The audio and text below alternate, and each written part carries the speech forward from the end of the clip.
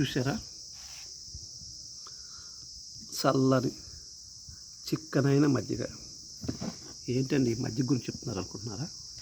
అవునండి, ఈ వేసవికాలంలో అందరికీ దాహార్తిని తీర్చేటువంటి చల్లని పానీయం మజ్జిగ.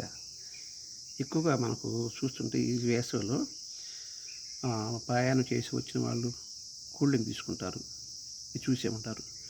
కూల్ డ్రింక్ తాగేంతవరకు బాగానే ఉంటుంది, కానీ తర్వాత ఏమవుతుందంటే అలా దప్పకేస్తుంది, డీహైడ్రేషన్ అంటాం. అలా కాకుండా ఇట్లా మజ్జిగ తాగితే శరీరానికి కావలసినటువంటి లవణాలు అందుతాయి, చల్లదనం ఉంటుంది, నోరు రుచిగా ఉంటుంది, బాగుంటుంది. ఇది ఎలా తయారు చేస్తారు?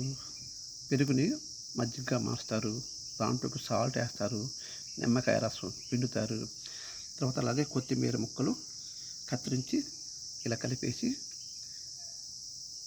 షేర్ చేస్తారు.